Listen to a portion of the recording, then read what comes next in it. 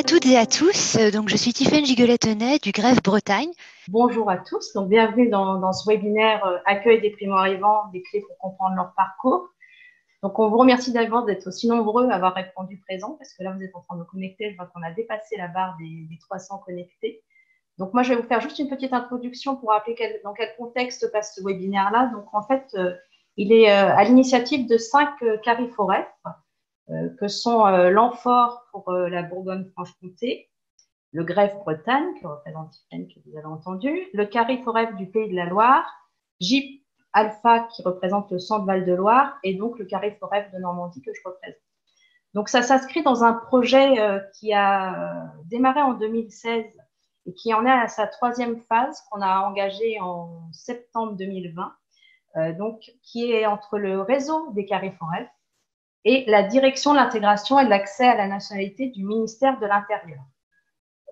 Ce projet a donc pour titre Animation, accompagnement et professionnalisation des acteurs de l'écosystème de l'intégration et de la formation sur le parcours linguistique des primo-arrivants et des réfugiés. Alors, plus précisément, c'est un projet qui se décline en fait en 3 points. Le premier, il est de poursuivre l'actualisation d'une cartographie nationale de l'offre de formation linguistique.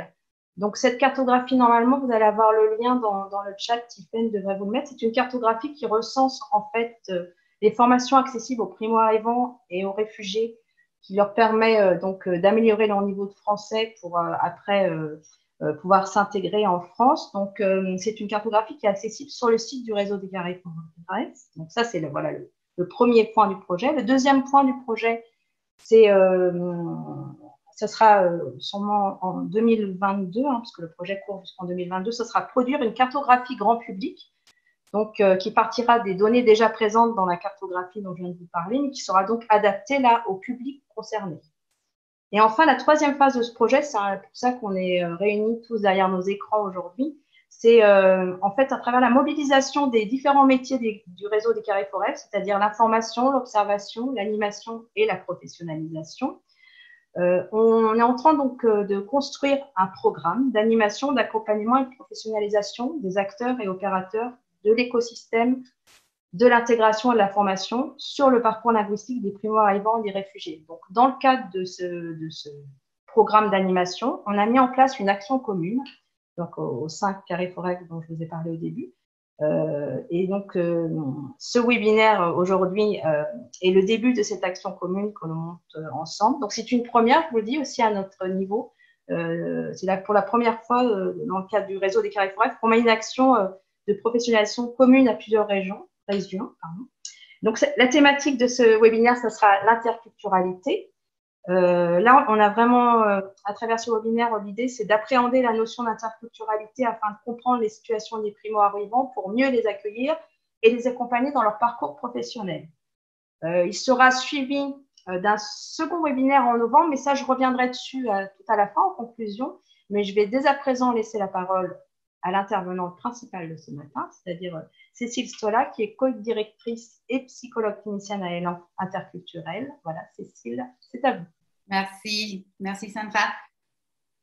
Très contente de voir tout le monde là, Nantes et Orléans, Rennes, Tours. Bon, je vais me concentrer sur ma formation parce que je pourrais passer un bon moment en disant d'où vous venez. Donc, moi, je suis Cécile Stola, je suis psychologue, comme Madame Dos Santos l'a dit, je suis psychologue clinicienne et je suis l'une des fondatrices de l'association Élan Interculturel.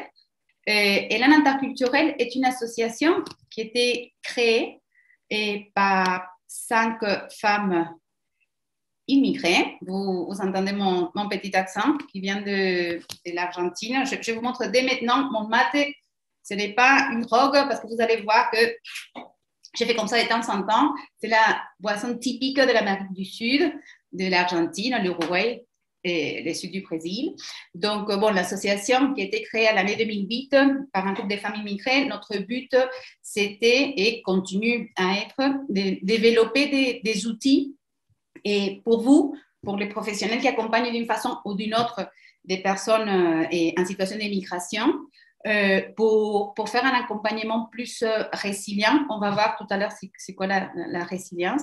Et aussi, on développe des outils et des ateliers pour les personnes immigrées, et des adultes, des enfants, des personnes âgées, pour justement les aider dans ce processus de migration, oui, à mieux s'adapter dans ce nouveau espace culturel.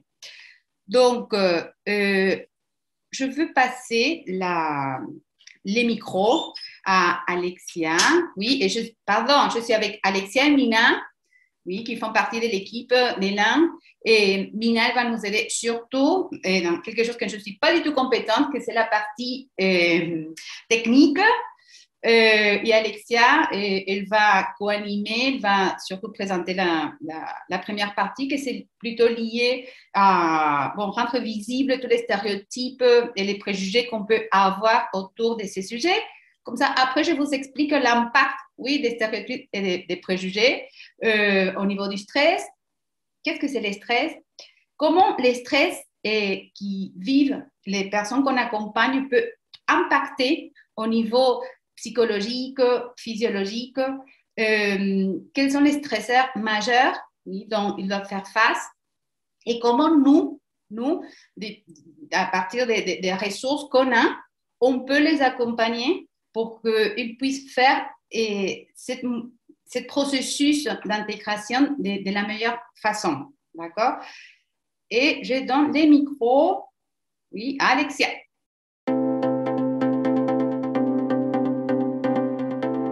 Oui, bonjour à toutes et à tous. Donc, bienvenue. Sans plus attendre, on va lancer, pour commencer le webinaire, un tout petit quiz sur la migration. C'est pour avoir un peu les tendances principales des idées de chacun et voir ce qu'on peut tirer des réponses de ce qu'on entend par la migration. Alors, 351 réponses sur 388.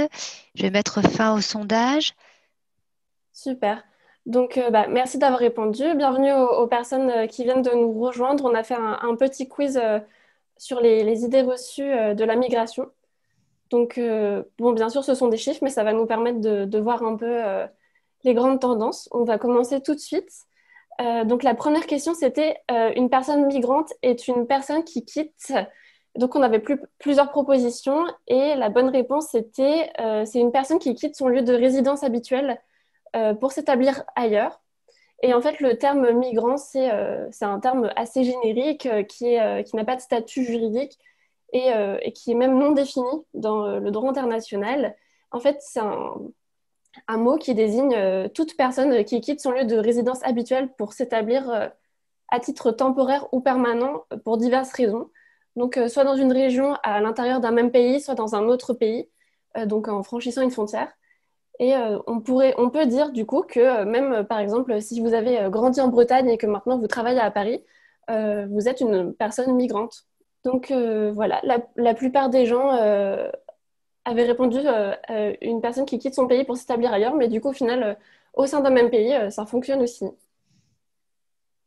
Voilà, et donc pour la question 2, une personne réfugiée, et la plupart des personnes avaient trouvé la bonne réponse. C'est bien une personne qui quitte son pays en raison de persécution ou de crainte. En fait, selon le Haut Commissariat pour les réfugiés se trouvent hors de leur pays d'origine, du coup, parce qu'ils craignent une persécution, un conflit, une violence, ou même d'autres circonstances qui ont bouleversé l'ordre public. Et du coup, ces personnes exigent bien sûr une protection internationale. Et donc, pour rester sur les mots, en France, une personne qui demande le refuge, c'est un demandeur ou une demandeuse d'asile. Et si cette personne obtient l'asile, du coup, cette personne devient réfugiée. On a parfois tendance à confondre les termes, mais voilà. En 2000, je vois que les réponses étaient assez contrastées. En 2020, la France a reçu un peu plus de 350 000 demandes d'asile. La plupart des personnes ont répondu vrai à 75%, donc c'est quand même une assez grande partie de tous les participants, mais en fait c'est faux, car en 2020, En fait, on a introduit à l'OFPRA environ 95 600 demandes d'asile, donc beaucoup moins que 2019, car on a enregistré une baisse de 28% par rapport à l'année 2019. Donc, on a souvent l'impression qu'on reçoit beaucoup de demandes d'asile, notamment parce qu'on en parle beaucoup dans les médias, mais aussi parce que, par exemple, vous travaillez avec, notamment beaucoup d'entre vous, j'imagine, travailler avec ces publics, donc on a l'impression d'en avoir beaucoup. Mais en fait, c'est moins de 100 000 demandes d'asile en fait, en 2020.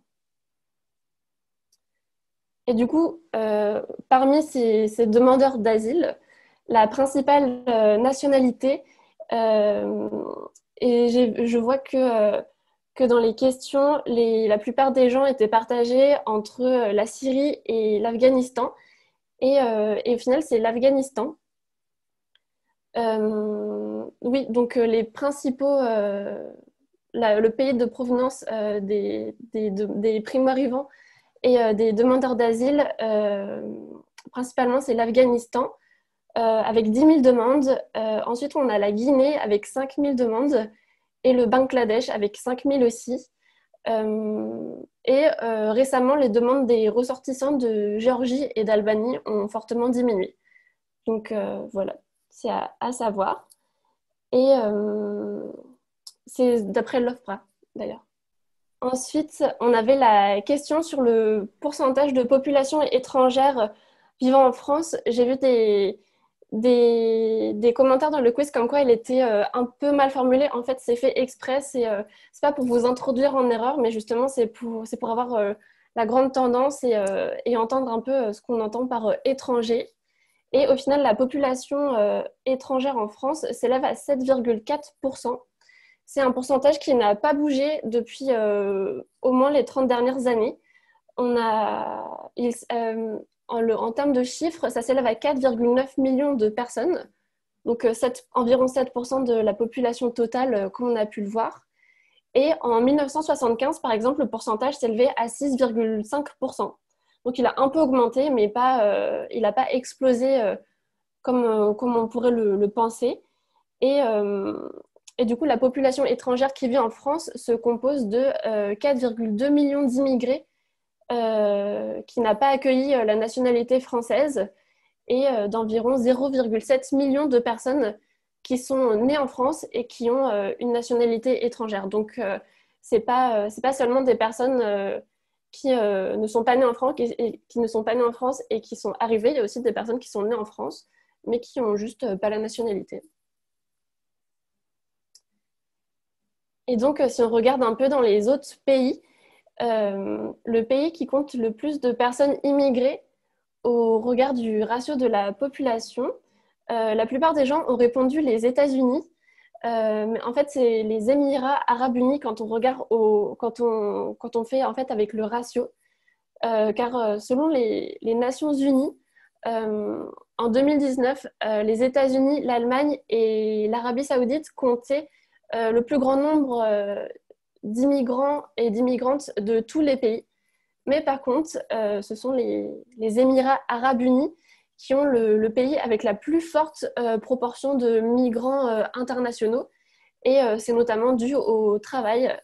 Ils engagent beaucoup de personnes qui ne viennent pas des Émirats arabes unis. Je regarde si on a des questions. Le fait de naître en France ne donne pas d'office la nationalité. Alors non, en fait, il me semble qu'il faut qu'on attende 16 ans ou 18 ans et ensuite on peut faire la demande, mais il faut avoir séjourné en France pendant de très longues années et en fait on n'obtient pas la nationalité française dès la naissance. Alors, pour la question 7, en ce qui concerne les demandes d'asile, en 2019, donc, les pays européens ont accordé l'asile dans environ 36% des cas. Et en France, ce pourcentage, la plupart des personnes ont bien vu, s'élève à 23,5%. Donc, en 2019, selon le ministère de l'Intérieur, l'OFPRA a pris environ 96 000 décisions hors mineurs accompagnants. Donc, dont dans ces demandes, 14 000 reconnaissances du statut de réfugié et environ 8 500 protections subsidiaires, donc ça fait environ 23,5%. Et au niveau européen, selon l'Office statistique de l'Union européenne, donc Eurostat, les États membres de l'Union européenne ont rendu environ 300 000 décisions positives sur un nombre total de 833 900 demandes d'asile. Donc voilà, la France se situe un tout petit peu en dessous de la moyenne européenne quand même. Alors, quelle est la proportion de personnes se déplaçant d'un pays en développement vers un pays développé? La plupart des personnes ont répondu 14%, c'est un tout petit peu plus. C'est même le double. En fait, c'est 37%. Car au final, 37% des migrations ont lieu d'un pays en développement vers un pays développé. Mais en fait, il faut savoir que la grande majorité des migrations s'effectuent entre pays d'un même niveau de développement. Déjà parce que souvent, ils sont à côté de nous, donc c'est beaucoup plus facile de faire le voyage à côté de chez nous que d'aller dans un pays qui est beaucoup plus loin, qui demande beaucoup plus de déplacements, de logistique et d'argent. Et du coup, on peut dire que 60% des migrants se déplacent par contre entre pays développés et pays en développement. Et du coup, dans ces personnes migrantes, le nombre de femmes, la plupart des personnes ont répondu que les femmes représentaient 30% des personnes migrantes. Et en fait, c'est beaucoup plus. Les femmes représentent la moitié des personnes migrantes. C'est un peu moins que 50%, c'est 49%, mais on peut dire que c'est la moitié. Et en fait, elles sont 281 millions de migrantes.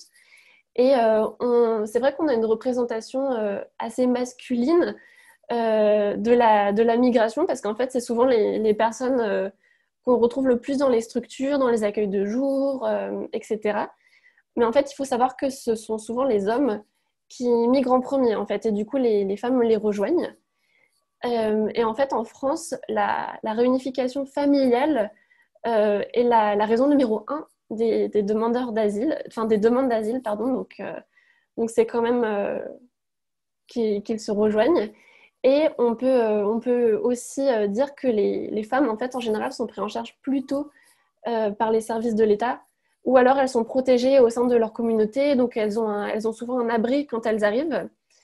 Et on a une autre raison aussi, c'est que les femmes sont souvent moins présentes dans les structures et dans les projets qu'on peut mener, car en fait, elles ont souvent un foyer à charge. Et c'est elles qui s'occupent souvent de la maison et des enfants. Et du coup, on va moins les retrouver dans les cours de FLE ou dans les activités qu'on peut proposer. Mais en 2019, en France, 51% des personnes migrantes étaient des femmes. Et du coup, on a la dernière question du quiz qui était une affirmation. La France devrait s'ouvrir plus à la migration. Du coup, selon vous, quel est le pourcentage de Français qui a répondu à cette question? La plupart des gens ont répondu environ 35% et en fait, c'était plutôt 15%. Et par contre, quand les Français et les Françaises ont répondu à ce sondage, 63% ont affirmé que la France devait se fermer davantage à la migration. Après, ça peut paraître beaucoup comme chiffre, mais il faut savoir qu'on entend beaucoup parler de la migration dans les médias et du coup, bien sûr, toutes ces réponses sont parfois influencées justement par le rôle qu'ont les médias en France et les narratives les plus importantes qu'on entend. Du coup, forcément, si on entend beaucoup de ressources, même si on n'y pense pas que la France devrait se fermer à la migration, les gens de prime abord ont plutôt tendance à répondre qu'on devrait se fermer davantage. Et j'ai une dernière question bonus pour vous. Je vais l'écrire dans le chat. Vous pouvez juste répondre et on verra la grande tendance des gens qui répondent dans le chat. Quel pourcentage de personnes en France a été d'accord avec la phrase «L'immigration est une source d'enrichissement culturel»?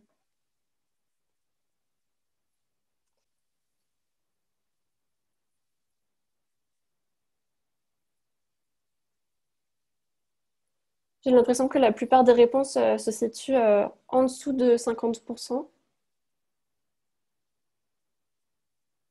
Oui, il y a quelques réponses 70-80, mais sinon. On va dire entre 35 et 40% pour faire une moyenne. Et c'est un peu plus élevé. Vous êtes un peu pessimiste sur cette question, car en fait, 50% des personnes qui ont été interrogées, du coup, ont affirmé que l'immigration était une source d'enrichissement culturel. Les gens qui n'étaient pas d'accord avec cette affirmation représentaient plutôt 25%. Du coup, sur cette question, on est un peu plus optimiste.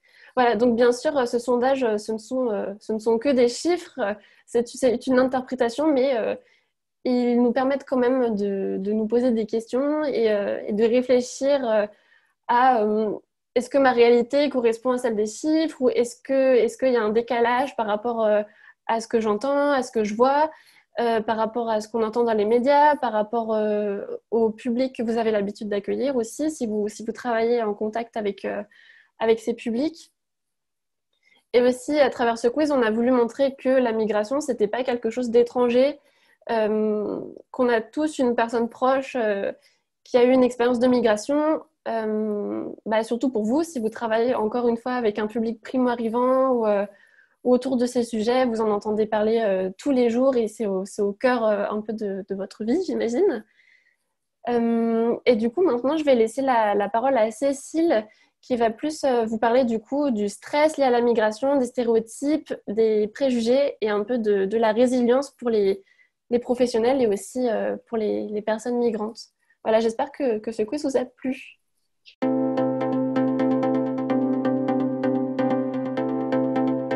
Donc, et ça me permet aussi de relier le mot et le concept de stress.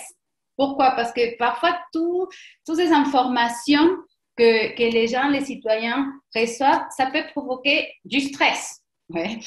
Même si après, on va se focaliser sur les stress chez les personnes en parcours d'immigration, mais ça nous permet justement de relier ces concepts de stress, que tout le monde en parle. Mais c'est quoi exactement le stress? Le stress, en réalité, depuis les modèles transactionnels du stress, et c'est une réponse de stress, et ça c'est très important. On définit le stress comme la relation dynamique réciproque entre la personne et l'environnement, évaluée par les sujets comme dépassant ses ressources et mettant en jeu son bien-être. Le stress, c'est une réponse face à une situation que moi c'est individuel, moi j'évalue comme pouvant dépasser toutes les ressources que j'ai internes ou externes et me mettant en danger. Okay? Donc là, on a souligné exprès deux mots, évaluation et ressources. Pourquoi? Parce que selon la façon dont moi, je vais évaluer la situation, ça peut provoquer une réponse ou une autre. Selon l'approche cognitive comportementale, il y a un lien très, très étroit entre la pensée, c'est-à-dire la façon dont moi, j'évalue une situation, l'émotion que cette évaluation va me provoquer et les comportements, la réaction, oui, que je vais avoir. Tout est très relié. Donc, par exemple, on est tout le temps en train d'évaluer tout. Ça, c'est très, très animal. On a besoin d'évaluer s'il y a un danger, je m'éloigne, s'il y a quelque chose qui me fasse du bien, je m'approche. On est tout le temps, et c'est inconscient, et on évalue toujours à travers des lunettes composées des préjugés, des stéréotypes, de notre histoire, des conceptions du monde, des représentations, des croyances. Tout ça va faire que, et de mes expériences aussi personnelles, que je vais filtrer la situation et selon comment je l'évalue, ça va provoquer une réponse ou une autre. Par exemple, si face à cette situation-là, le fait de faire un webinaire auprès de, je ne sais plus, 300 et quelques personnes, si moi, je focalise oui, sur mes ressources, okay? C'est-à-dire, bon, et je vais partager, en réalité, je vais partager avec d'autres professionnels mon expérience, mes connaissances, et j'ai aussi des ressources externes. Si jamais il y a quelque chose au niveau technique, il y a Mina, que je peux l'écrire, il y a Alexia, il y a l'équipe. J'ai déjà fait ce type d'intervention. Donc, si j'arrive à focaliser sur mes ressources, ça va me provoquer, oui, une réponse plutôt, une émotion plutôt positive. Je serai motivée, j'aurai des envies, j'aurai, oui, un comportement, un lien que c'est un comportement proactif. Je serai ouverte au niveau cognitif, je vais être créative, je vais dire à Mina et à Alexia, écoute, on peut faire telle et telle activité, ou je peux montrer tel slide. Donc, on a un comportement vers l'autre, vers l'action. Or, si face à la même situation, on m'a demandé de faire un webinaire auprès de 300 et quelques personnes, je focalise seulement sur les potentiels dangers. Oui, peut-être qu'ils vont me poser des questions que je ne saurais pas, et peut-être qu'il y aura des soucis au niveau de la connexion, et peut-être il y aura des personnes qui vont m'interrompre. Là, ça va provoquer, oui, ce type de pensée, des émotions plutôt négatives. Donc, l'irritabilité, la peur, l'angoisse. Et ce type d'émotions vont aussi déclencher des comportements cohérents. Oui, l'évitement, la fuite, je vais dire, ah, désolé, je suis malade, et on décale, excusez-moi. L'attaque, je serai très, très irritable, très peu tolérante, et j'aurai un comportement très nerveux, et je ne vais pas tolérer les questions, ce n'est pas les moments, on verra dans un autre moment. Et surtout au niveau cognitif, c'est les blocages.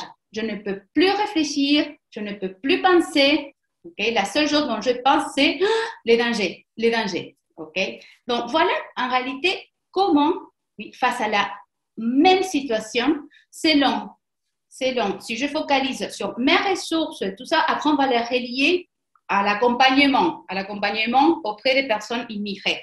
Selon, si je focalise sur mes ressources, c'est une réponse, et si je focalise sur les dangers, c'est une autre réponse. Donc, et là, ça va nous permettre de parler de stress et distress, parce qu'en réalité, le stress en soi-même, oui, n'est pas méchant. Et on a besoin d'une dose minimale de stress pour agir, oui, pour bouger, pour penser. Mais c'est très important que la dose de stress, okay, soit modérée pour justement pouvoir être efficace et qu'il ne soit pas débordant. Donc, ce qu'on appelle le E-stress. Le E-stress, c'est l'énergie positive nécessaire à la mobilisation des ressources, à la motivation. Et quand on a une réponse de E-stress, c'est quand on arrive à identifier des ressources internes ou externes. C'est ça qui provoque la réponse positive du stress. Okay? Or, si moi, je focalise tout le temps sur les dangers, tout le temps, et pas sur mes ressources, c'est en plus, oui, ces comportements est à répétition. On imagine que tous les jours, il faut que je fasse des webinaires, et pour moi, c'est un danger au niveau de l'identité professionnelle, parce que je ne me sens pas capable, c'est tous les jours. Et chaque fois que je me réveille, c'est oh non, encore une fois. Donc, à ce moment-là, qu'est-ce qui se passe? Et on est en train de décharger tout un tas de hormones, de neurotransmetteurs qui vont faire que mon corps, oui, se prépare pour un danger concret. Et c'est la même réaction physiologique, si vous voulez, que quand on habitait au milieu de la savane, et il y avait un lion. Oui, donc à ce moment-là, il fallait vraiment courir, oui, très vite, ou frapper très fort. Toute la réponse physique qui se déclenche, c'est la même, d'accord? Et ce n'est pas gratuit pour le corps, parce que l'une des substances qui se déclenche s'appelle le cortisol. Le cortisol, à court terme, ça aide. Oui, ça aide au niveau du sucre. Je ne vais pas entrer dans des aspects très physiologiques, mais à court terme, ça nous aide à une réponse adaptative rapide. Mais à long terme, si tous les jours, je sécrète du cortisol, à un moment donné, ça va bloquer mon système immunitaire. Et c'est là qu'on tombe malade. D'accord? Et c'est là ce qu'on appelle la phase d'épuisement, épuisement physique et psychologique. Et ça, c'est les distress. Les distress, donc c'est à répétition. Et aussi, c'est quand on évalue en permanence des situations qui ne sont pas en réalité dangereuses, c'est juste que moi, je n'arrive pas à identifier ou à développer des ressources pour y faire face. Bien, ça, c'est à peu près les bons stress. Mais maintenant, on va les relier avec la migration. D'accord? Quels sont les stresseurs dont doivent faire face les personnes immigrées et nous, en tant que professionnels du social ou de la santé, comment on peut les aider? Parce que nous, on ne peut pas résoudre tous les stresseurs. Okay? Si c'est notre but, c'est très frustrant. On ne pourra pas et c'est nous qu'on va tomber malade. Donc, comment on peut faire depuis mon bureau, mon association, pour accompagner ces personnes qui doivent faire face à autant de stresseurs? Donc, la migration peut constituer une expérience très enrichissante, okay, mais elle peut aussi entraîner des risques très importants au niveau de la santé mentale. Il y a tout un tas de changements, oui, qui se produisent assez violemment, okay, surtout les personnes qui doivent quitter le pays du jour au lendemain, qu'il n'y a pas tout un projet, et des changements au niveau de perspectives professionnelles. Avant, je travaillais comme professeur ou médecin ou psychologue, et ici, mon diplôme ne vaut pas, okay, n'est pas valide. Des changements sociaux, okay, et des statuts qu'au pays, j'étais chaman et c'était un statut très important dans ma communauté. Et ici, c'est très stigmatisé comme rôle. Okay. Et des changements culturels, la langue, du jour au lendemain, je parle, personne ne me comprend et je me sens une gamine de 3 ans. D'accord? Cette difficulté dans la communication, ça peut être très, très violent. Et bon, les changements financiers, tous les problèmes économiques que ça peut entraîner et surtout, oui, l'isolement. Oui, le fait d'avoir la famille et les amis loin et ne pas savoir, surtout ne pas savoir quand on pourra les revoir. Bien. Et là, je voudrais vous présenter un syndrome, pas pour que vous faites des diagnostics, mais parce que moi, personnellement, en tant que psychologue, mais aussi en tant que professionnel et associatif, ça m'aide beaucoup, oui, à orienter mon comportement et à ne pas pathologiser, oui, les personnes immigrées. Les syndromes d'Ulysse ou syndrome de l'immigrant avec du stress chronique et multiple, c'est un concept développé par Seva Chotegui, c'est un professeur à l'Université de Barcelone et psychiatre au service de l'attention des psychopathologies et psychosociales à migrants réfugiés. C'est un institut qui s'appelle les SAPIR à Barcelone. Et les syndromes d'Ulysse, en réalité, son nom vient, oui, du grand héros grec, de l'Odyssée, d'Homère, qui a traversé beaucoup d'adversités lors de son voyage en Méditerranée avant de rentrer chez lui. Et au cours de ce périple, rencontre beaucoup de difficultés et doit faire face à des dangers loin de sa famille et de ses très chers. La seule différence, en réalité, avec Ulysse, c'est qu'Ulysse, il voulait toujours retourner au pays et les personnes qu'on accompagne, pas forcément. Il y a des personnes qui oui, il y a des personnes qui non, qui ne veulent plus jamais, même si on ne sait jamais. Okay? Bien, donc, et pourquoi je voudrais vous présenter je reviens ici, les syndromes d'Ulysse, parce que ça vient déjà des années 90 que l'équipe d'Achotegui, dans ce centre, les SAPIR, ils font de l'accueil des personnes immigrées, surtout des personnes qui viennent de l'Afrique de l'Ouest, qui viennent dans des conditions très, très précaires. Et ils voyaient qu'il y avait des comportements, des signes qui se reproduisaient dans la plupart de ces personnes et qu'il y avait une tendance à les diagnostiquer, oui, comme soit des personnes déprimées, donc antidépresseurs, ou des personnes atteintes de troubles d'anxiété, donc anxiolytiques. Et ils ont commencé à explorer un peu plus pour voir à quoi et quels étaient déjà les signes et comment on pouvait les accompagner différemment. Et si c'était vraiment une pathologie, c'est ce qu'on voyait de l'extérieur. Donc, qu'est-ce qu'on voyait? Et l'hypothèse, en réalité, parce que bon, ils ont vu que depuis quelques années, il y a une corrélation entre la migration actuelle et les troubles mentaux, tout ce qui est troubles d'anxiété, troubles dépressifs majeurs. Donc, l'une des hypothèses, c'était que les difficiles conditions sociales dans lesquelles se déroule l'immigration de nos jours donnent la place au processus de deuil plus compliqué, favorisant l'apparition de la pathologie psychique. Donc, peut-être que c'était parce que maintenant, une fois, bon, après avoir traversé des parcours migratoires très compliqués, et parfois il y a un décalage très important entre les attentes et l'accueil et la situation du pays, et ça aussi peut provoquer des processus de deuil beaucoup plus compliqués. Mais on va voir quels sont les différents types de deuil. Donc, selon les psychiatres José Bachotegui, il s'agit d'une situation en réalité de stress qui présente dans cette population. Il voyait, les groupes des professionnels voyaient différents facteurs qui se reproduisaient. La solitude, devant l'impossibilité d'amener sa famille du pays d'origine et à qui ne pouvait plus rendre visite. Comme je disais, des personnes qui ne savent pas quand et ils pourront les rejoindre. C'est pour ça l'importance du portable. Parce que je dis ça parce que dans plusieurs formations, il y a les préjugés que ils n'ont même pas pour manger, mais quand même, ils ont les portables X. Mais c'est vrai que ces portables X leur permettent de se connecter, de voir, de tenir les liens avec la communauté, la famille.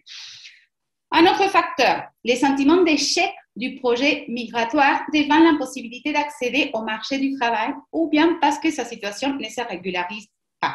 Et beaucoup de personnes qu'on accompagne, j'imagine que c'est aussi votre cas, et ce n'est pas seulement un projet personnel ou familial, c'est un projet d'une communauté. Il y a des personnes qui portent sur leur dos les projets de toute une communauté qui ont déposé sur lui, sur la famille, et les décalages entre les attentes qu'il y avait et la réalité actuelle est pensé comme un échec. Ils ne peuvent pas voir que c'est lié aussi à une situation économique qui va au-delà, ou une situation sociale qui va au-delà de leurs propres compétences. Et donc, c'est toute cette frustration au niveau de cette interprétation d'un échec personnel. La peur, c'est un autre facteur qu'ils voyaient dans ces groupes devant les persécutions à cause de la difficulté d'avoir les papiers comme ils l'imaginaient. Et tout ce qui est la lutte pour survivre, d'accord? Tout ce qui est l'alimentation, et les migrants ne se nourrissent pas correctement, ou bien parce qu'ils envoient la plupart de ce qu'ils gagnent à leur famille laissée au pays, ou bien parce qu'ils ont perdu les habitudes de leur pays d'origine, ou encore parce qu'ils ne trouvent pas les aliments qu'ils consomment auparavant. Ce n'est pas si facile que ça de changer du jour au lendemain les habitudes. Okay? Et c'est un processus chimique aussi. Donc, parce que parfois, on voit dans les formations qu'on fait des personnes qui ont une très bonne volonté pour accueillir chez eux. Il y a des associations qui s'organisent pour accueillir à la maison des personnes en difficulté, mais ils ne comprennent pas, mais pourquoi j'ai mis des excellents fromages, ils n'ont rien mangé, et ils disaient qu'ils étaient morts de faim, je ne comprends pas. C'est vrai que ça demande vraiment, du temps pour que l'organisme puisse s'habituer à des nouveaux goûts, des nouvelles sensations. C'est pas si facile. Et tout ce qui est les logements, la difficulté à trouver un logement et dans les conditions où les personnes se trouvent, et si ils ont pu trouver un. Donc, ils ont vu déjà ces 4 facteurs qui se reproduisaient, d'une part, dans ces groupes de personnes qu'ils avaient l'habitude d'accueillir. D'autre part, ils ont commencé à se renseigner un peu plus concernant les processus de deuil, parce qu'ils ont vu qu'il y a différents types de deuil. Donc, je reprends, on avait dit que le stress, c'est la relation dynamique réciproque entre la personne et l'environnement, évaluée, oui, par les sujets comme dépassant ses ressources et mettant en jeu son bien-être. Et d'autre part, le deuil, c'est le processus de réorganisation de la personnalité chez une personne suite à la perte de quelque chose de très important pour elle ou pour lui. Donc, on pourrait établir un lien entre ces deux concepts, signalant que le deuil est un processus stressant, intense et prolongé dans ces cas-là. Okay? Parce que le deuil, c'est pas seulement bon, je perds quelqu'un que j'aime, je perds le travail, ça implique un deuil, ok? Et je quitte mon pays, ça implique un deuil, la langue, ça implique un deuil. Et qu'est-ce qui se passe? Ces personnes, oui, ces populations doivent faire énormément de deuil en même temps et tous très intenses. C'est ce que les groupes d'Achotegi, oui. Ah, ça c'est... Bon, là, on va voir tout, quand ça démarre, on va voir, tous les différents facteurs dont ces personnes doivent, pour lesquels ces personnes doivent mettre en place tout un processus de deuil. La famille et les amis, la culture, tout ce qui implique bon, la nourriture, la langue, les odeurs, l'espace physique, les codes culturels, je tutoie, je vous vois, je ne prends pas. Donc, tout ça, il faut faire le deuil. Les territoires, l'espace physique, les statuts sociaux, et les statuts sociaux, oui, dans les centres de la communauté, mais aussi dans les statuts dans la famille. Par exemple, les parents qui vont du jour, bon, assez rapidement, on se voit ayant besoin de nos enfants pour aller faire des démarches administratives, pour aller au médecin, parce que ça prend plus de temps pour apprendre la langue en tant qu'adulte que quand on est plus petit. Ça, c'est démontré. Donc, ces changements au niveau de la dynamique familiale, des statuts, les rôles, au niveau de cette dynamique, ça aussi, ça implique un deuil. Okay? Ça peut impliquer énormément de la souffrance. Et tout ce qui est le deuil par rapport les groupes d'appartenance, les amis, la famille plus élargie, la communauté et l'intégrité physique. Donc, il y a 3 types de deuil. Okay? Donc, il y a le deuil simple, dans un cadre de bonnes conditions, où le deuil peut être élaboré. Et par exemple, bon, il y a ma grand-mère qui décède, c'est triste, c'est dur, je l'aimais beaucoup, mais bon, j'ai toujours grandi avec l'idée que ma mamie, un jour, elle allait partir, et je vis le deuil accompagné de ma famille. Ça, c'est ce qu'on appelle un deuil simple. Après, il y a le deuil compliqué, quand il y a des grandes difficultés à élaborer le deuil. Ma mamie, elle part faire les courses et il y a un fou qui la tue. Donc là, non, pourquoi elle? Et c'était moi qui devais aller faire les courses. Et donc là, ce qu'on appelle un deuil compliqué, okay, qui ça prend plus de temps. Mais bon, je suis entourée de ma famille et je fais le deuil accompagné, dans de bonnes conditions. Mais là, on parle de deuil extrême. Dans les syndromes d'Ulysse, on parle des personnes qui sont en train de vivre un deuil extrême. Ça veut dire quoi? Ça veut dire qu'ils sont en train de vivre le deuil, oui, de la famille, des personnes qui ont perdu les statuts, et la situation économique, la langue, la culture. Et en plus, ils ne vont pas vivre ces processus entourés de la famille dans de bonnes conditions. Non, dans des conditions où ils ne savent pas peut-être où vont dormir cette nuit. Okay? Donc, c'est ce qu'on appelle un deuil extrême. Donc, qu'est-ce qui se passe? Ils ont vu, ces groupes, les groupes de José Bachotelli, ils ont vu que dans ces populations, il y avait différents, comme j'avais dit, signes et symptômes qu'on pouvait, selon les lunettes culturelles et les lunettes surtout professionnelles, on pouvait les classer dans différentes pathologies psychologiques, si vous voulez. Parce que, d'une part, on voyait chez cette personne des pleurs, de la tristesse, de la culpabilité, tout ce qui est la baisse de l'estime de soi, qu'on pourrait dire, bon, ça c'est typique d'un trouble dépressif. Il y avait aussi des signes, des symptômes tels que la tension, la névrosité, les préoccupations annexées et répétées, l'irritabilité, l'insomnie, qu'on pourrait dire, bon, ça c'est typique d'un trouble anxieux, par anxiolytique. Il y avait aussi des signes somatiques, tels que la céphalée, fatigue, douleur musculaire, au niveau aussi intestinal, gastrique. Okay. Aussi des signes du domaine dissociatif, c'est-à-dire tout ce qui est les cognitions, déficit de la mémoire, des orientations au niveau du temps, de l'espace. Donc, il y avait énormément de professionnels qui les diagnostiquaient, surtout comme des personnes déprimées, troubles dépressifs, normal, suite à toutes les pertes qu'ils sont en train de passer, normal, suite au parcours difficile des migrations et à la situation actuelle. Mais ces groupes, ils ont vu qu'en réalité, les groupes d'Achoteli, qu'on ne pouvait pas parler à ces moments-là, à ce stade-là, d'un trouble dépressif. Pourquoi? Parce qu'il y avait deux facteurs qui manquaient pour parler d'un trouble dépressif majeur. D'une part, c'était les idées des morts, oui. Et ce n'est pas un symptôme qu'on observe souvent chez les migrants. Ils ont en général, au contraire, une grande capacité de lutte qui les amène à s'en sortir dans des moments défavorables. Et après, je vais parler des mineurs. Sachez que dans un état dépressif, oui, surtout quand on traverse une dépression majeure, il y a, oui, c'est surtout la motivation qui est en panne, ok? Et il peut y avoir des idées suicidaires. Et dans ces groupes-là, il n'y avait pas.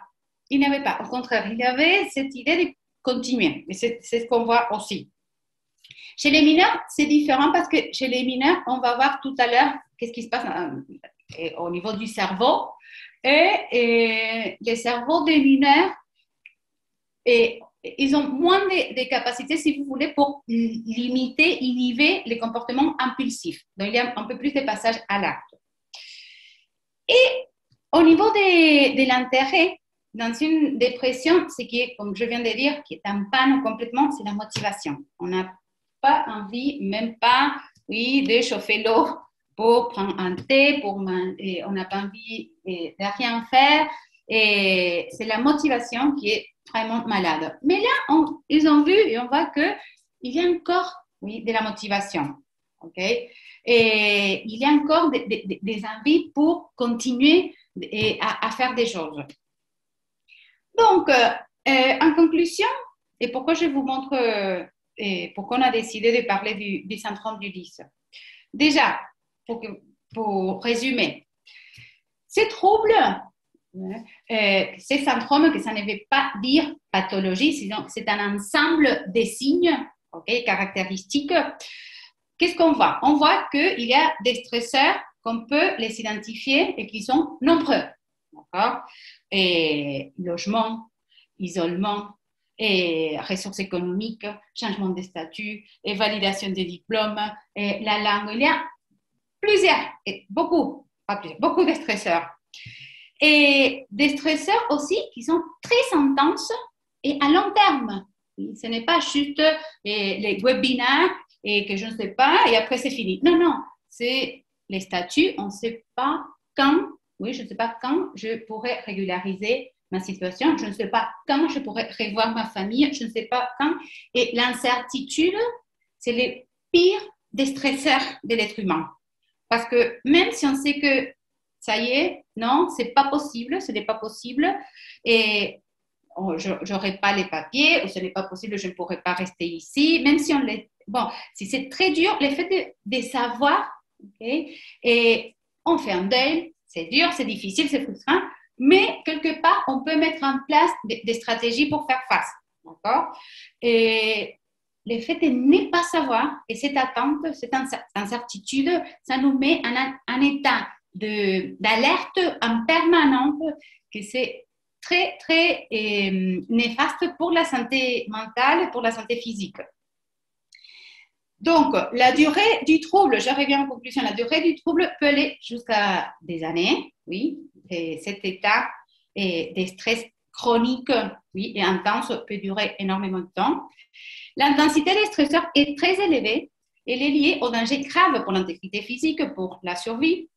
Et il y a une association, nous avons vu qu'il y a une association des symptômes, des signes somatomorphes, c'est lié à des signes physiques. Dissociatif, c'est lié aux signes cognitifs, comme je le disais, des orientations, troubles de la mémoire, etc. Et les interprétations du genre magique religieux des symptômes qui modifient la perception du trouble sont aussi fréquentes. Donc, pourquoi je vous ai montré tout ça? Parce que en réalité, Ashotegui situe ces tableaux plutôt dans les domaines de la santé mentale. Il conçoit les syndromes aussi comme un prodrome, c'est-à-dire avant qu'une maladie mentale s'installe. Oui. À ces stades-là, on peut faire des choses pour éviter que vraiment un trouble dépressif ou une maladie mentale concrète s'installe. D'accord? Donc, il insiste sur l'idée que les migrants présentent ces syndromes ne souffrent pas de maladies mentales, mais qu'ils sont soumis à des éléments stressants extrêmes dont la gestion s'avère trop compliquée à entreprendre.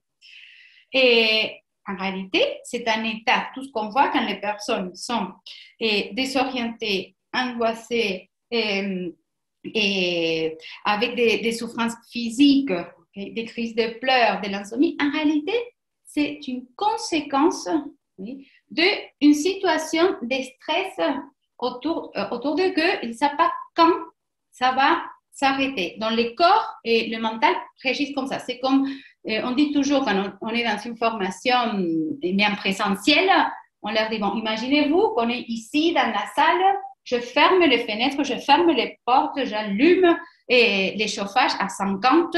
Donc, du coup, il y a des personnes qui vont commencer à enlever les vêtements, d'autres vont commencer à trembler, d'autres vont commencer à s'énerver, d'autres vont commencer à crier. Et du coup, il y a quelqu'un qui entre, qui nous voit, il va dire, vous êtes tous malades. Mais cette personne va ouvrir les fenêtres, oui, va laisser que l'air circule. Et c'est là que toutes nos réponses, oui, physiques et psychologiques vont diminuer et on sera en état, oui, plus lucide et en condition pour mettre en place des bons comportements. Donc, qu'est-ce qui se passe? Nous, on ne peut pas, comme je disais tout à l'heure, en tant que professionnel du social, on n'a pas la réponse pour tout. Non. Mais il y a une petite porte qui s'ouvre, qu'en réalité c'est une grande porte, qui s'appelle la résilience. D'accord? On va voir qu'est-ce que c'est la résilience et comment nous, on peut aider à travailler la résilience et que cette personne puisse traverser tous ces parcours migratoires et en faisant ce processus résilient. Donc, la résilience, définition. La résilience est un processus dynamique consistant à bien se développer face à une adversité, une situation traumatique, à partir des potentialités internes et des soutiens environnementaux. Bon, là, on va voir l'importance de les aider à identifier leurs ressources et nous à leur transmettre toutes les connaissances qui existent par rapport aux différentes ressources externes. La résilience, c'est un processus d'adaptation réussi face à l'adversité, au traumatisme, aux menaces et même au stress important. Bien que certaines influences environnementales, telles que la pauvreté, soient difficiles à modifier, une personne peut augmenter son niveau de résilience en développant des habitudes mentales et physiques qui favorisent l'adaptation au stress et au traumatisme. C'est-à-dire, l'idée, c'est de ne pas éviter les stress, mais d'apprendre comment les maîtriser. Une autre définition de la souffrance peut être le meilleur. Bon, Boris Cyrulnik pour moi, c'est la base pour travailler la résilience. Boris Cyrulnik, et on va vous envoyer la référence bibliographique. Lui-même, il est un résilient et il a énormément écrit et il continue à écrire, heureusement. Il a étudié ces concepts de résilience et comment nous, on peut faire ce type d'accompagnement. Pardon. Donc, la résilience, c'est la capacité à affronter les difficultés que la vie apporte et de trouver des moyens d'en sortir grandi et plus fort. Une difficulté surmontée améliore l'estime de soi, l'efficacité et la résilience. Mais attention, ce n'est pas juste surmonter des difficultés, c'est aussi d'être conscient de toutes les difficultés qu'on surmonte et comment on fait. Parce que les personnes qu'on accompagne sont en train de surmonter tout le temps des difficultés. Mais comme ils sont je dis toujours, un état de survie en permanence, ils n'arrivent pas à se rendre compte de toutes les difficultés qu'ils ont surmontées et comment. Nous, les messages qu'on transmet tout le temps quand on fait les ateliers auprès d'eux, c'est, écoutez, si vous êtes arrivé de la Syrie jusqu'ici, Paris 13e, d'Afghanistan jusqu'à là, Bordeaux ou Bretagne, ça veut dire que vous avez une valise comme ça de ressources, immense. Mais on va justement les aider à les identifier. Parce que quand on est en état de survie, on n'a pas le temps de nous rendre compte comment tout ce qu'on a fait, tout ce qu'on a mis de nous-mêmes pour arriver jusqu'à là. Et ça, c'est très important, ce processus d'identification des ressources pour justement améliorer l'estime de soi et la résilience. Une personne résiliente n'est pas quelqu'un qui évite le stress, mais qui apprend à l'apprivoiser et le maîtriser. La résilience permet de se relever, de considérer les obstacles comme des challenges, de se tourner vers ses fondamentaux pour s'appuyer sur des bases solides qui permettent de supporter une situation difficile. Donc, avant, on croyait que la résilience, on l'avait depuis la naissance ou on ne l'avait pas. Bravo, tu es résilient. Désolé, tu n'es pas résilient. Maintenant, heureusement, grâce aux neurosciences, grâce à tous les développements de la psychologie, la psychiatrie, la neuroimagerie, on sait qu'on peut développer la résilience. On peut devenir résilient. Et pour cela, on a créé une liste qui n'est pas du tout exhaustive. Okay? C'est juste une liste de différents facteurs qui peuvent développer la résilience, mais heureusement, il y a encore, on continue à apprendre que d'autres comportements peuvent aider à les développer. Là, on va avoir cette liste-là pour que vous puissiez voir exactement comment, oui, et à partir, oui, depuis ici, mon association, au moins mon rôle, qu'est-ce que je peux faire? Bien, et facteurs qui peuvent activer la capacité de résilience, tout ce qui est l'identification des ressources internes. C'est ce que je disais tout à l'heure. Aider la personne à identifier toutes les compétences qu'il y avait déjà avant de venir au pays. Okay? Et avant de venir ici, toutes les compétences qu'il y avait la personne au pays. Okay? Avant d'être ici, ils avaient fait des choses et de toutes les activités, on peut toujours tirer des compétences. Nous, dans les ateliers, on utilise beaucoup la médiation artistique parce qu'en général, il y a des difficultés au niveau de la langue du français. Ils sont un processus d'apprentissage.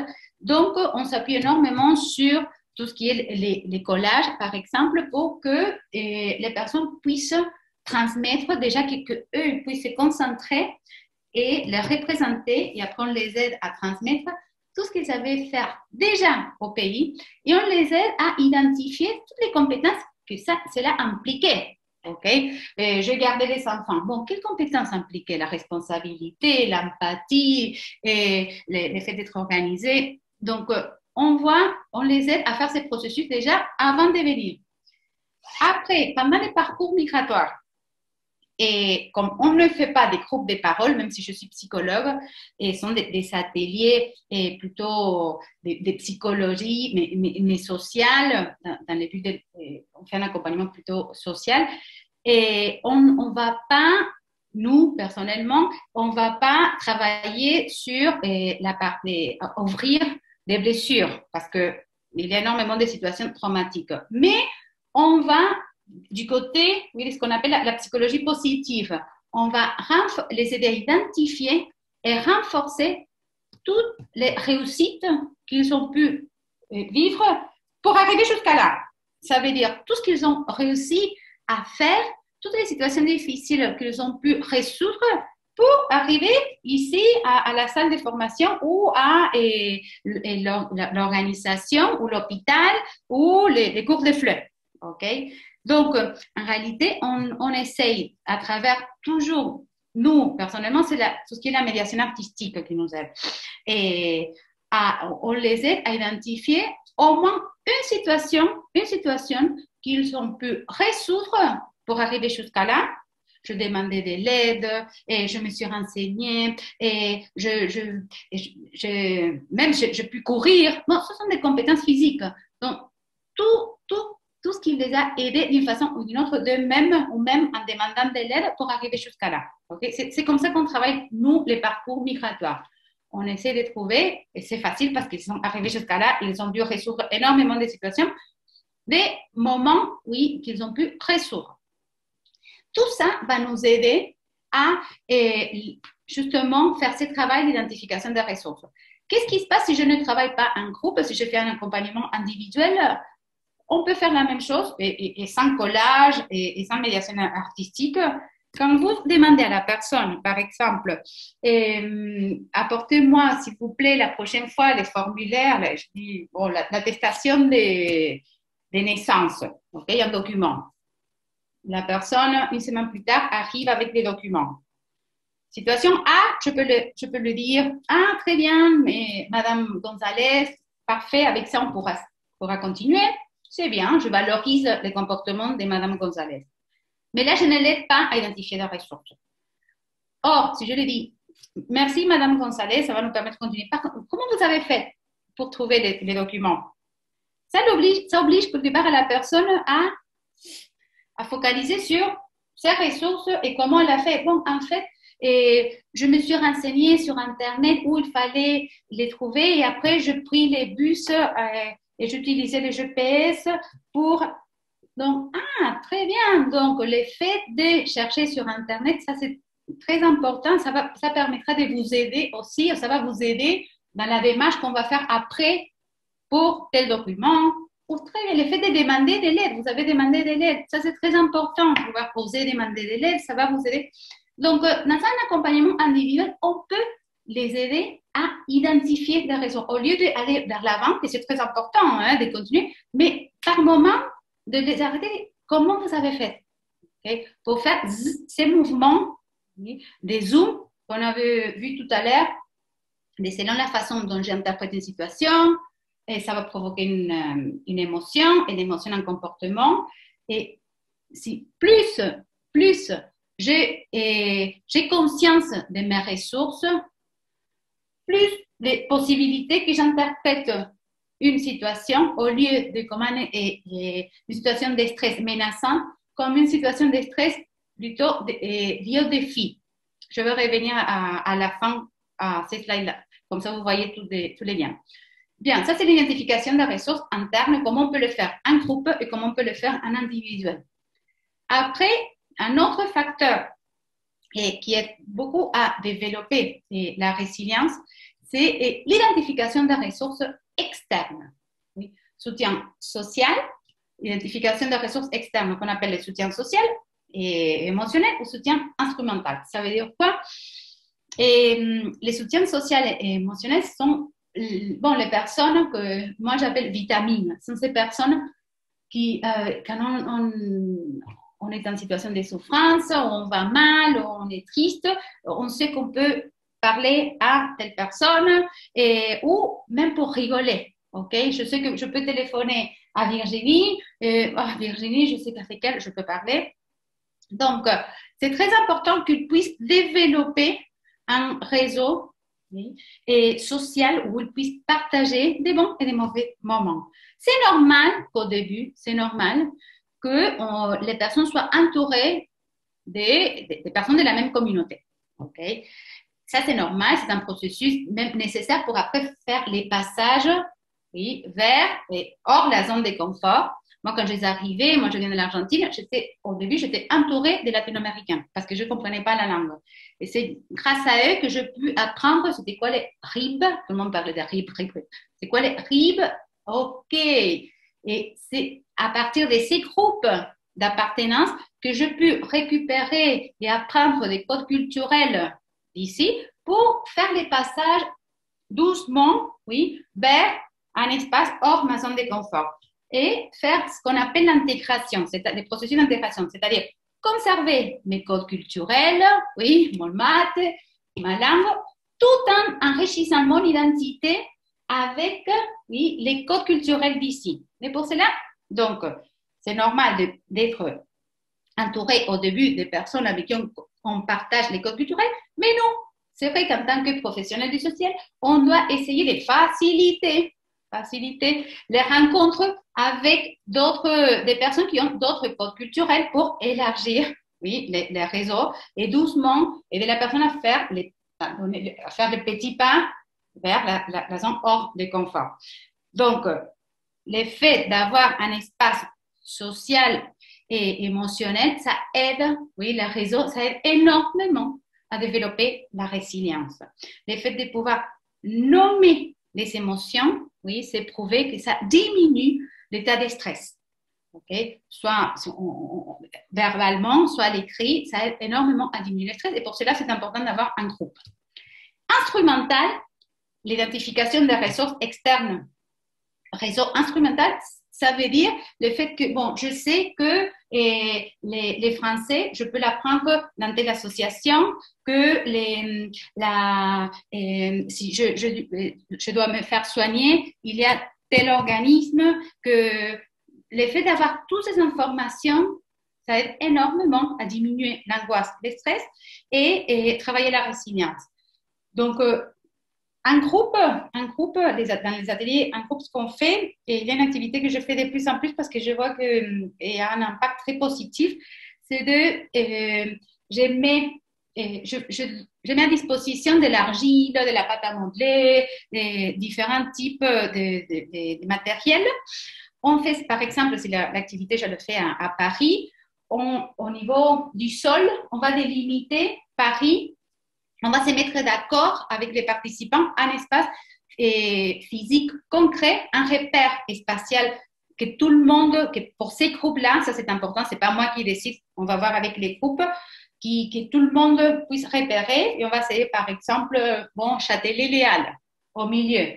Donc, je vais placer quelque chose qui représente pour Châtelet-Léal.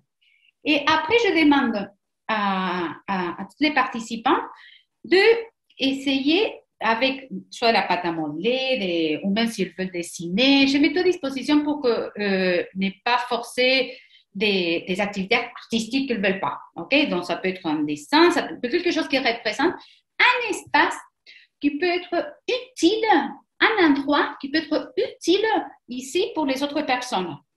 Donc, là, on voit qu'il y a quelqu'un qui va créer avec la pâte à modeler et un centre X pour étudier français gratuitement.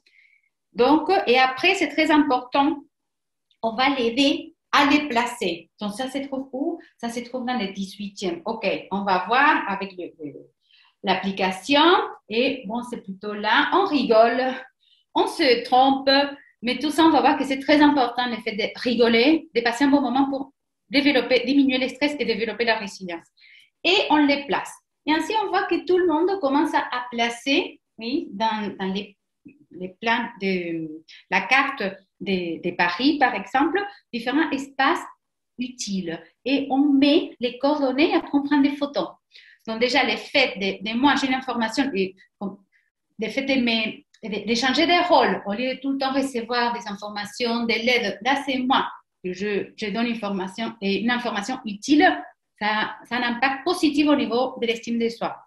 Et d'autre part, ça a un impact, oui, au niveau de la résilience des autres, parce qu'il y a des informations très utiles que peut-être on ne connaît pas, qui commencent à circuler, et ils prennent des photos portables, et ça aide beaucoup pour justement développer ce qu'on appelle les ressources externes instrumentales.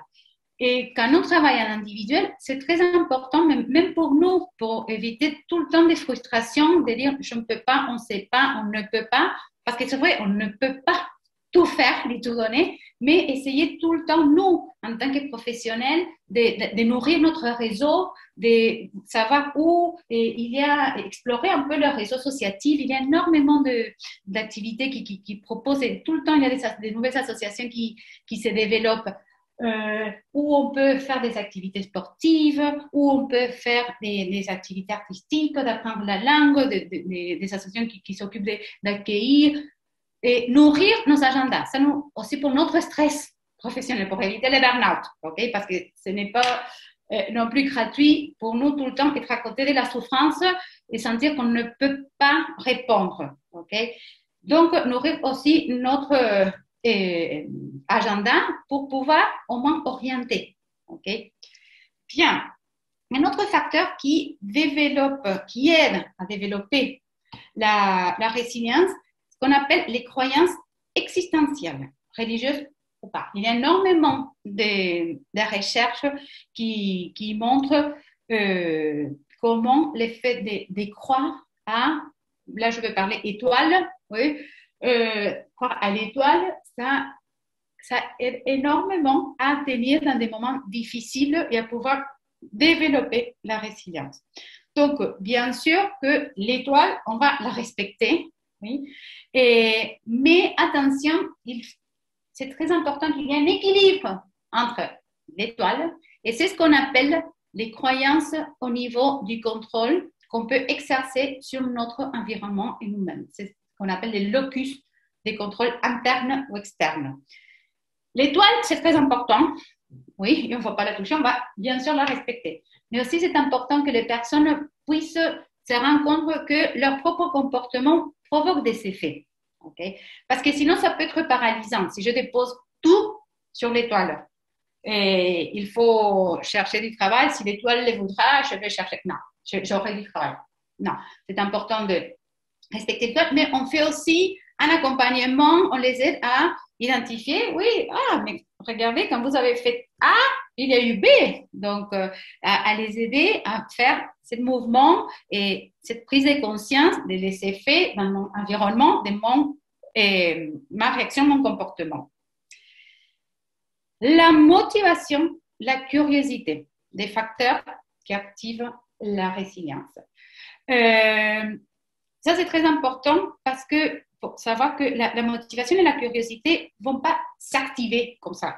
Okay? Surtout, si on accompagne des personnes et on propose des sorties, des activités, et on ne sait pas jusqu'à quel point pousser ou laisser la personne qu'un jour décide qu'il vient faire telle activité. Et en réalité, moi, personnellement, selon mon expérience, je dis de pousser un peu. Parce que la motivation, la curiosité, ça se développe et se nourrit dans les mouvements. Okay? C'est quand je sors sans avoir envie, parfois, que le fait de changer de contexte, de voir telle chose que je ne connaissais pas, de parler avec telle personne, de sentir des sensations agréables, tout ça va m'aider à vouloir reproduire et vouloir aller au-delà. Okay? Donc, et c'est un processus, c'est une dynamique qui se met en route. Et pour cela, parfois, on a besoin de pousser un tout petit peu. Une fois que la curiosité et la motivation commencent à s'allumer, et ça, c'est la base de l'apprentissage et c'est la base de la créativité. Okay? La curiosité et la motivation. Avec la curiosité et la motivation, notre cerveau, que c'est un réseau, oui, commence à s'activer. C'est là qu'on a des idées, qu'on peut être créatif et on va trouver aussi des idées pour mieux nous adapter. L'humour. L'humour est la base de la résilience. Ouais. Et j'avais dit tout à l'heure déjà que quand on est en situation de stress, oui, en réponse de stress, on libère une hormone qui s'appelle le cortisol, que c'est un corticoïde interne. Vous savez que les corticoïdes, on ne peut pas les prendre tout le temps parce que qu'est-ce qu'ils font? Bloquent le système immunitaire. Bon, les cortisol, que c'est un corticoïde interne, dans des situations de stress à répétition, ça va bloquer mon système immunitaire et c'est là qu'on voit qui apparaissent qu'on tombe malade ou toutes les zones vulnérables de chacun de chacune, des allergies et des troubles au niveau intestinal, tout ça, parce qu'on n'a plus le système immunitaire qui nous protège. Au contraire, l'humour, oui, quand on rit, quand on passe des bons moments, on libère des endorphines et ça nous aide énormément à renforcer notre système immunitaire. Vous voyez, par exemple, il y a de plus en plus des associations engagées dans les hôpitaux qui font des clown thérapies pour faire rigoler un peu les enfants. Ce n'est pas seulement parce que ça les aide à supporter ces moments difficiles de traitement, mais c'est parce que ça renforce le système immunitaire. Okay? Quand on rit, on diminue le stress. Et quand on diminue le stress, on arrive à mieux réfléchir. Même pour les profs de FLE. C'est très important de faire des activités au début du cours pour juste rigoler, passer un bon moment et ça va allumer le cerveau. Ça va permettre que l'information qu'on veut le transmettre, les passés composés, ça arrive, ça allume le cerveau et ça arrive jusqu'après la mémoire à long terme. Et donc, l'humour permet de diminuer le stress, d'apprendre plus vite, oui, de développer un espace d'appartenance et tout ça aide énormément à la résilience. Les capacités de résolution, pardon, je reviens à l'humour. Donc, nous, on fait énormément des activités seulement pour rigoler. Okay? Des activités de team building qu'on appelle, que parfois, quand on fait des formations avec les professionnels, ils nous disent, bon, c'est un peu infantilisant de jouer. Et il faut oser jouer et vous allez voir que les personnes passent des très bons moments et après ils demandent, bon, allez, une activité, un jeu et on rigole, et on passe des super moments et ça aide beaucoup aussi à créer un lien à long terme avec les personnes qu'on accompagne. OK. Les capacités de résolution des problèmes, oui, les aider, oui, ou apprendre à comment organiser, ça c'est plus cognitif, mais c'est très important pour développer la résilience et pouvoir apprendre à organiser les informations, quand il y a une situation à résoudre administrative, oui, pouvoir la couper à échelle humaine, parce que qu'est-ce qui se passe? Quand on interprète une situation, par exemple, administrative comme immense, et souvenez-vous, le stress, c'était une réponse face à une situation dont on évalue qu'on n'a pas suffisamment de ressources et qui peut nous mettre en danger. Okay? Ce n'est pas seulement danger physique, c'est danger mental, c'est danger identitaire, mais c'est danger. Donc, l'une des réponses, c'est la fuite et on abandonne. Okay? Donc, pour éviter la fuite, pour éviter que la personne abandonne des démarches, il faut les aider à décortiquer, par exemple, la validation du diplôme. Décortiquer la validation en chaque étape, première, qui soit réaliste, qui soit concrète et que la personne puisse avoir les ressources pour chaque étape. Validation des diplômes, ça implique, première étape, contacter quelqu'un qui a déjà fait la validation. Donc, comment aller vers un site Facebook et des personnes de votre origine qui ont déjà fait ou des personnes de votre domaine qui ont déjà validé. Est-ce que vous avez Internet? Oui. Est-ce que vous... OK, allez, on y va. Et on essaye de l'organiser étape par étape, que soit chaque étape soit vraiment réaliste et s'assurer que la personne a les ressources pour y faire face. Que la personne a Internet, que la personne a accès à un téléphone portable ou que la personne pourra faire telle démarche parce qu'il y a quelqu'un qui pourra l'accompagner. Bien sûr, ça prend un peu plus de temps, mais au moins on évite la fuite ou des réponses de stress est très importante, oui, qui va bloquer les processus d'adaptation.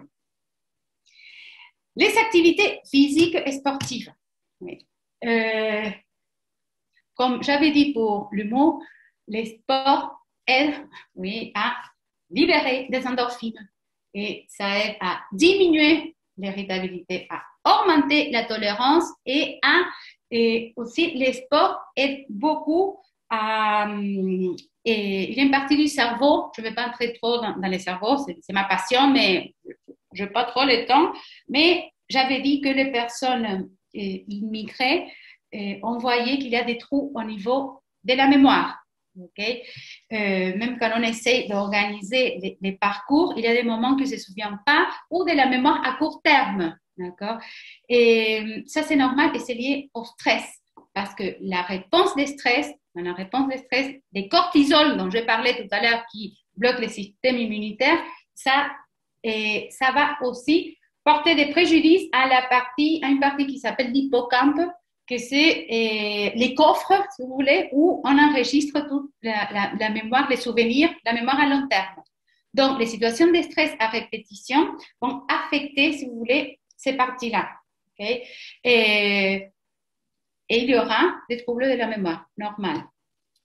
Et là, je ne parle même pas du trauma, parce que quand il y a des situations traumatiques, vraiment, là, il y a une atrophie, là, si on fait des photos du cerveau, il y a une atrophie de ces parties-là et du cerveau, de l'hippocampe. Les sports, c'est démontré que ça aide à développer l'hippocampe, à qu'il y ait de nouveaux neurones qui se développent dans ces parties-là du cerveau. Donc, ça aide énormément pour retravailler, pour récupérer la mémoire et créer des conditions de possibilité pour que la personne puisse apprendre la langue, les codes culturels dans de meilleures conditions. Donc, dans l'agenda que vous allez développer des associations, c'est très important aussi d'inclure des associations et qu'il y a de plus en plus qui accompagnent, qui proposent des activités sportives.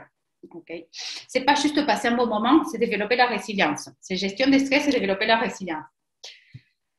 Et l'altruisme. L'altruisme, c'est-à-dire la capacité, oui, à aider l'autre, c'est aussi, ça aide énormément à développer la résilience. C'est la raison pour laquelle c'est très important d'identifier leurs compétences et de les aider à être bénévoles une fois par semaine quelque part ou pouvoir mettre en place ces compétences en faveur d'une autre personne. Et même, je danse bien, bon, on organise un moment où toi tu vas danser et nous on apprend. Pour cela, il faut écouter, pour cela, il faut connaître la personne, pour cela, il faut créer un bon lien. Mais une fois qu'on a ces ressources et on a un réseau aussi associatif, ça peut énormément aider pour que les personnes puissent avoir un moment pour travailler, pour mettre en place l'altruisme. Même dans les activités dont je parlais, les mappings, oui, là où on devait et avec la pâte à modeler, créer un espace physique qui pourrait aider l'autre. Toutes ces activités qui facilitent l'aide à l'autre, ça a un impact très important aussi au niveau de la résilience. L'art, les activités artistiques. Les activités artistiques permettent n'importe laquelle, visuel, des théâtres, nous on fait énormément du théâtre forum, les bandes dessinées, les dessins, les vidéos, ça aide énormément pour plusieurs aspects à développer la résilience. Déjà parce qu'à travers l'art, on peut manifester des émotions qu'on ne peut pas à l'oral. J'avais dit que le fait de pouvoir parler des émotions ou nommer les émotions, ça aide énormément à diminuer les stress. Parfois, on ne peut pas les nommer, mais à travers l'art, on peut les manifester. À travers l'art, on peut se rendre compte qu'on a des compétences, oui, qu'on n'imaginait pas. Ça m'arrive quand on fait des activités artistiques, ils se surprennent, waouh, je ne pensais même pas que je pouvais créer avec de la pâte à modeler et une vache, si. Je suis une vache parce que l'autre fois, dans la semaine, il y a une personne qui a créé une vache et c'était incroyable et tout le monde était waouh. Et ça a un impact au niveau de l'estime de soi. Donc, ça permet de développer des compétences, ça permet d'identifier et de développer des compétences, ça permet tout ce qui est la création des liens, ça permet de donner du sens, ouais, de travailler les sens d'une situation à travers l'art, sans forcément en parler. Okay? Donc, pour tout ce qui est le processus du deuil, trauma, résilience, c'est très important. Là, on est en train de faire une liste. Attention, et ce n'est pas pour tout le monde. Peut-être pour une personne, je veux plutôt proposer les sports. Pour une autre, je veux... Mais il faut qu'on ait une sorte de ventail de possibilités pour offrir ou pour orienter. On ne peut pas tout faire. Bon, et ce qui a été découvert récemment, c'est la méditation. Okay? Tout ce qui est le yoga et méditation aussi, pareil, ce n'est pas pour tout le monde, mais sachez que il y a de plus en plus aussi des associations qui proposent la méditation. Ça aide beaucoup, comme pour les sports, à développer l'hippocampe. J'avais parlé que l'hippocampe peut être, la base de la mémoire peut être atrophiée à cause des situations de stress en permanence, oui, de la réponse de stress à répétition. Donc, je voudrais juste vous montrer rapidement, ok, et comme ça vous avez en vue de l'ensemble de comment qu'est-ce qui se passe avec les stress au niveau de notre corps et notre cerveau et comment nous, de l'extérieur, on peut agir pour aider ces personnes à mieux les gérer. Et je voudrais ici rapidement vous montrer le modèle du cerveau de la main de Daniel Siegel, que c'est un psychiatre américain et que pour moi, c'est très utile pour moi-même en tant que professionnelle pour gérer mon stress parce que je ne peux pas accompagner si moi, je ne peux pas bien, même si je peux parfois me dissocier. C'est très important. Et nous, les professionnels du social, qu'on est en contact en permanence avec la souffrance, les difficultés, qu'on puisse d'abord nous-mêmes nous protéger, nous préserver, gérer notre stress pour mieux accompagner une personne en situation de souffrance. Donc, et cette personne, cette psychiatre, oui, a développé ces modèles du cerveau dans la main, que c'est très utile pour comprendre rapidement qu'est-ce qui se passe quand on évalue une situation en tant que menace, qu'on n'identifie pas les ressources et qu'on fait ce qu'on appelle une réponse de stress négative, du stress, et qu'on disjoncte. Okay? Donc, lui, il explique les cerveaux d'une façon très facile et avec la main. Dans les ateliers, nous, on distribue des gants et on l'écrit. Comme ça, c'est plutôt la pédagogie multisensorielle et que ça aide énormément à comprendre. Donc, il dit que si on regarde la paume de la main, donc déjà, l'avant-bras, ça serait, il faut imaginer que c'est la colonne vertébrale. Okay? Après, au niveau de la paume de la main, au milieu, il faut imaginer que là, il y a la partie la plus ancienne du cerveau, c'est les troncs cérébrales, okay, qu'on les partage avec les reptiles. C'est pour ça qu'on appelle les cerveaux reptiliens. Et c'est les responsables de ce qui est les fonctions de survie les plus fondamentales, telles que le rythme cardiaque, la respiration, la température du corps, l'orientation dans l'espace, et les rythmes de sommeil, les vigiles. Et aussi, à ce niveau-là, il y a les sièges de toutes les réponses, oui, automatiques. Tout ça, toutes les réponses du corps qu'on ne peut pas gérer volontairement. Okay? Faim, soif, désir sexuel, sommeil. Ça, c'est au niveau de la paume. Après, notre cerveau a continué à se développer. Il y a eu un nouveau cerveau qui est apparu. Et là, il implique les pouces. Et c'est ce qu'on appelle le cerveau émotionnel ou les systèmes limbiques, que là, on les partage avec les mammifères. On peut les considérer comme les sièges de nos expériences émotionnelles et nos souvenirs. Et c'est là, à ce niveau-là, qu'il y a les sièges des émotions, ok? Et aussi, il y a l'hippocampe dont j'ai parlé, les sièges de la mémoire à long terme. Cette région, au niveau du pouce, cette région limbique évalue notre situation actuelle. Oui, c'est notre boussole, si vous voulez. Est-ce que c'est bien ou c'est mal? Nous nous dirigeons vers les biens et nous nous éloignons du mal, de l'amygdale. Elle détermine si un stimulus est perçu comme une menace ou s'il est pertinent pour la survie et active ou non la réponse du corps au stress en conséquence.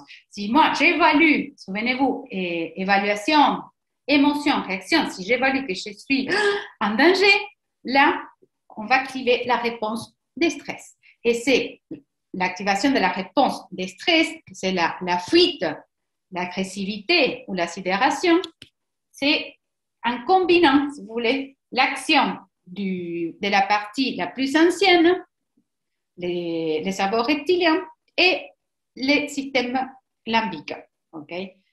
Mais les cerveaux, l'être humain a continué à évoluer et il y a eu une nouvelle partie du cerveau qui est apparue, que c'est les cortex, qu'on peut l'appeler aussi les nouveaux cerveaux des mammifères, ou néocortex, que nous partageons avec les singes et les chimpanzés.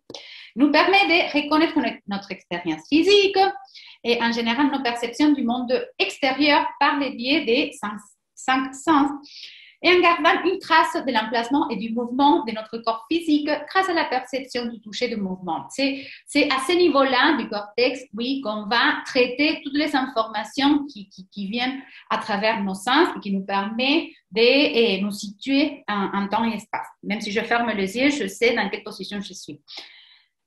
À partir du néocortex, nous allons également planifier nos actions motrices et contrôler nos muscles volontaires. Souvenez-vous qu'avant, la partie du cortex, la partie du cerveau reptilien, c'était involontaire. Cette partie-là est volontaire. Et maintenant, je vous présente la star de l'être humain. Oui, c'est ce qui nous fait être humain. Je ne sais pas si c'est pire ou mieux, mais bon, c'est le cortex préfrontal. Et cette psychiatre se situe au niveau des ongles. Okay?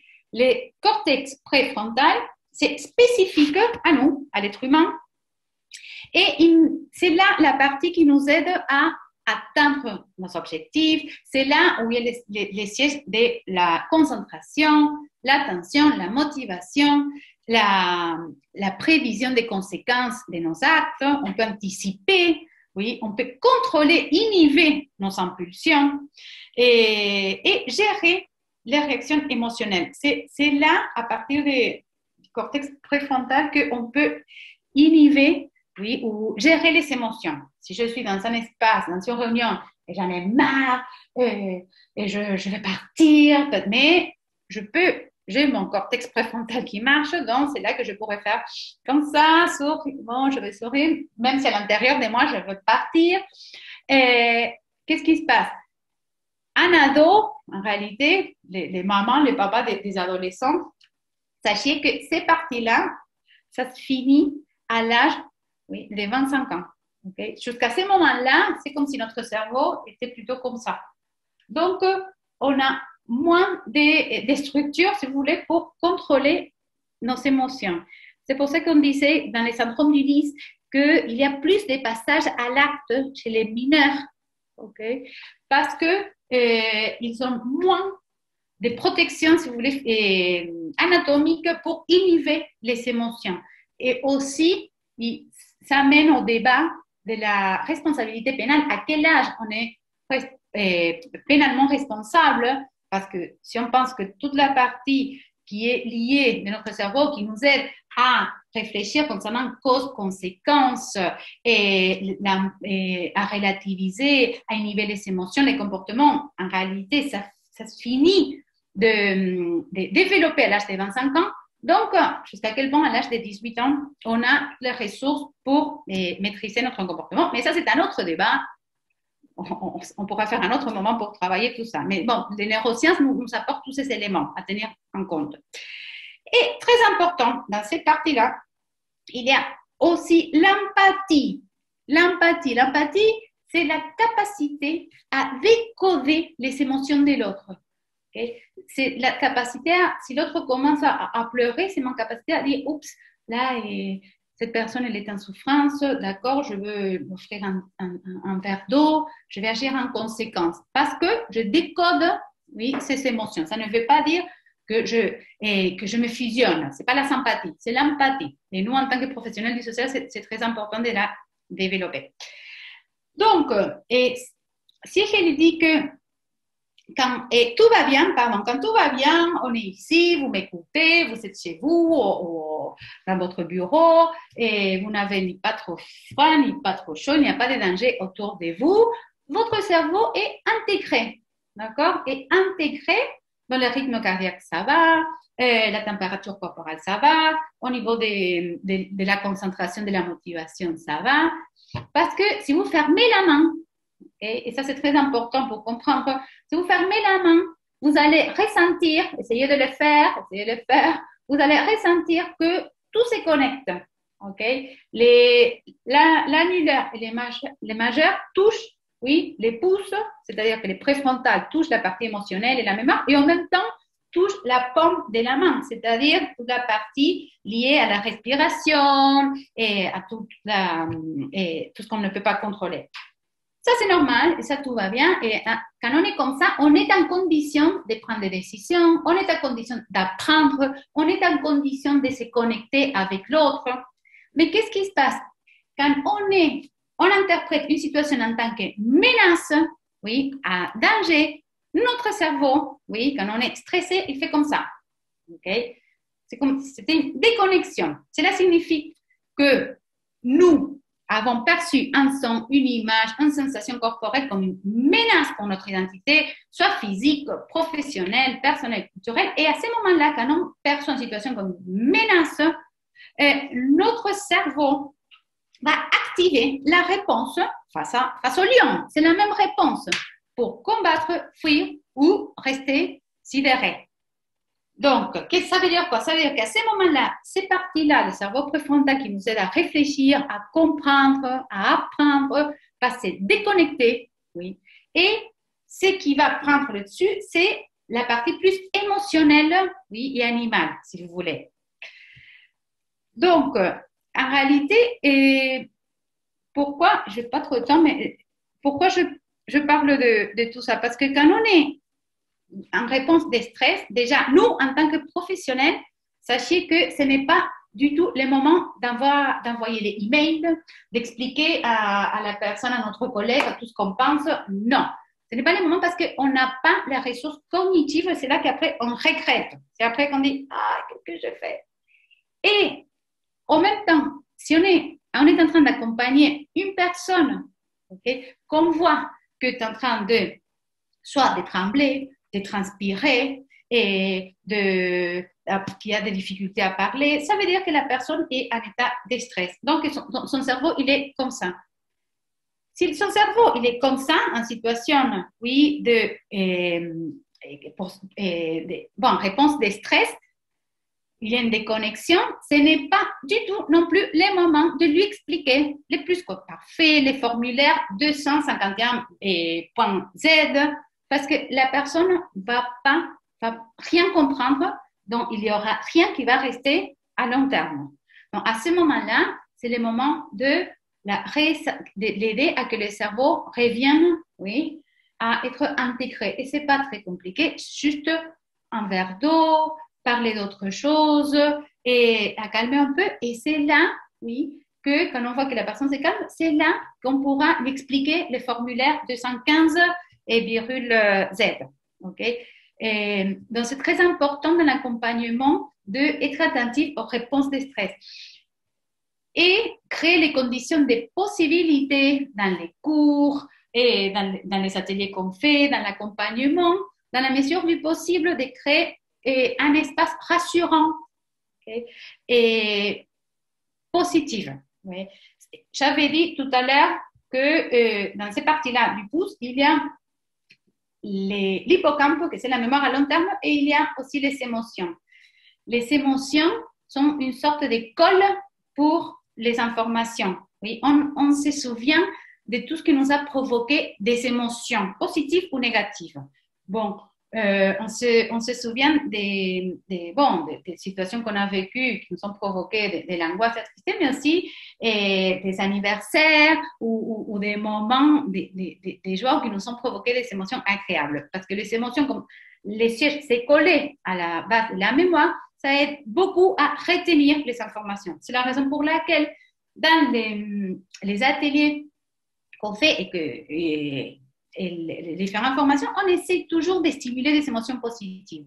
Oui, de rigoler, de parler des choses sympathiques. C'est pas juste pour passer un bon moment, c'est parce que ça aide énormément à que après les informations qu'on va transmettre, ça reste à long terme. Okay? Ça va permettre le fait d'essayer de faciliter les émotions positives. Ce n'est pas pour infantiliser, c'est juste pour diminuer au moins à ce moment-là les stress des bases, okay, pour créer les conditions, des possibilités pour que la personne après puisse à ce moment-là créer, oui, ouvrir les fenêtres, si vous voulez, de l'attention, de la concentration, pour que les informations utiles pour l'intégration, pour l'adaptation puissent arriver à long terme, okay, et que la personne puisse s'outiller. Donc, attendez, je vais arrêter de mon partage. Bien. Et voir, parce qu'il reste 5 minutes. Et je ne sais pas, pendant que je parlais, j'étais concentrée dans mon cerveau et la résilience et tout ça. Alexia, est-ce qu'il y a eu des questions, j'imagine, mais s'il y a une question que tu as vue qui s'est répétée à répétition. Donc, si tu me dis comme ça, au moins, je réponds quelques questions. Oui, déjà, merci Sandra d'avoir répondu aux questions plutôt logistiques et organisationnelles. On a eu quelques questions sur les ressources, mais je pense qu'on y a répondu au fur et à mesure du webinaire dans les exemples. Ok. Et j'ai noté une question sur je pense par rapport au cerveau reptilien, je vais la retrouver. Oui. Si vous voulez la réécrire, la personne qui a écrit ça, parce que ça part. C'était une question de Karine qui demandait du coup s'il était important de travailler sur les réflexes archaïques. Du coup, je pense qu'on parle du cerveau reptilien quand les personnes ont eu un parcours difficile. Bon, et en réalité, quand on parle de réflexes archaïques, on parle aussi toujours de tout ce qu'on ne peut pas contrôler, par exemple le rythme cardiaque, la respiration. Et là, oui, bien sûr, on peut les travailler. On va vous envoyer dans les PowerPoint différentes activités qu'on met en place concernant, par exemple, la respiration diaphragmatique, comment, avec quelques petites activités, on peut justement retravailler la façon de respirer et ça va calmer aussi le rythme cardiaque et ça va aider à rétablir un rythme plus salutaire.